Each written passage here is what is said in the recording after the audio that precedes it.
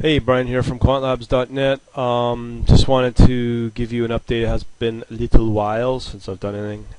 Been focusing more on obviously R. Model development is back, as well as one step ahead because of the algorithm course that I've provided.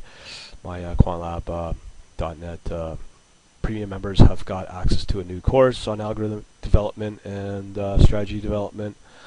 I'll be implementing a lot of those models and algorithms in R. So right now, in the last few days, I've been focusing on trying to look for some good high-quality R packages to accomplish this. Proud to say that there are some what appear to be a really good set of R packages from some what seem to be some highly driven individuals and putting out these packages for traders and guys like me, I guess. So that's where I'm at. Over the coming weeks, days, months, you'll be seeing more of these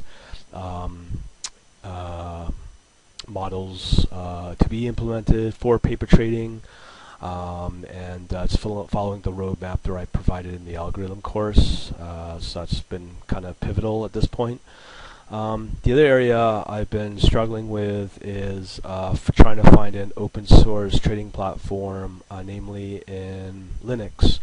There are two. I've mentioned them before, the Active Quant as well as the Market Cetra. I've looked at recently Market Cetra. That hasn't been touched in a while. I'm just thinking that project is just not in my area where I want to focus on. As for Active Quant looks really good. Actually looks really good for what it is. The dilemma is that it's using Hadoop and HBase as their core repository for probably holding a lot of the ticks. For those who have been following me, I've been using Redis.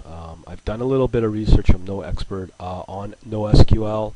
From what I've seen, probably the top two from what I've seen are Redis and Cassandra. For NoSQL, Hadoop with the HBase or even the PIG pig seem to be good, but not for more of the high frequency trading because of the writes is just a little too slow. I've been focusing more on the Redis, and it seems to work great. As for Hadoop and HBase, it's a lot of work to implement it, install. Yeah, you can use. I did use a tool called Cloudera. It's quite good, but because they put a limit on how many nodes you can have to keep it open source is at 50. As I said before, I don't think I'll ever reach that level, but nonetheless, I'm trying to stay away from a lot of the black box and commercial product now, and sticking with the more open source, free type of product with source code, which is very important to me now. So those were my only two options for Linux for those two trading platforms. There's another one called Algo Trader. I think that one's still in its early days. The other one that I've been looking at is in the .NET world. Everybody knows what I've been using there. That's still a good product. I think it's got a good community, so I'll probably continue using that product. With R as well, I have confirmed that I can get a C# application to call an R script, which is great. That's what I've been doing for the last while with MATLAB, is to be able to do the same thing. One of the reasons why I switched over from MATLAB to R were probably three reasons. One is obviously expense. I do like MATLAB.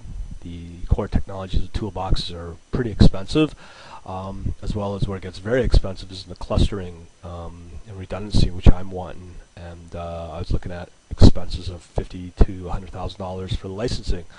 Therefore, I switched over to R, combined it with the Redis, and I can do the same thing as I would have been able to do in MATLAB. And again, that is for free, and that's open source. The other reason is because of the MATLAB Mobile.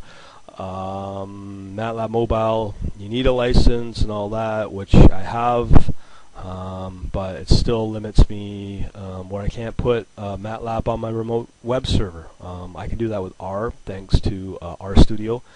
which I have now. So now not only can I do R development on my iPad, but I can do it on a remote system as well, which is good too. As well as the third reason, which I didn't even know about, is a lot of the R packages and MATLAB toolboxes are quite good, but I'm finding that some of the R packages that I've discovered are quite powerful, even more powerful than what MathWorks provide, and I haven't really used them yet. I haven't done enough development with R to really be able to validate if they are good packages, but from what I've read, they look really good, and yet here we are talking about that some of the R packages for trading purposes seem to, as I said, appear to be much better, much simpler to work with than MATLAB. And the other thing with MATLAB is I'm intending to do a lot of models to run on the fly against incoming stock symbols or exchange symbols. So I need something that's very lightweight. The one thing I do like about R in a Linux world is very lightweight, where I can load up R very quickly and then tear down very quickly, and it's very, very lightweight, especially in a Linux world. So that is very appealing to me, as well as obviously the security is becoming a big concern for me, and I'm looking at other pretty rock solid firewalls to ring fence the entire internet that I'm going to be setting up fairly soon. So that will be in place as well. And again, this is just all paper trading stuff, but when I do go into a production mode, this will be obviously a big concern. So that's where I'm at right now. I'm focusing primarily on the R models, get those up and running, and then worry about all the secondary and supportive stuff next. But there's a lot of work still to be done in the R models. I'll start documenting them. Not specific what I'm doing, but just generally to point in the right areas.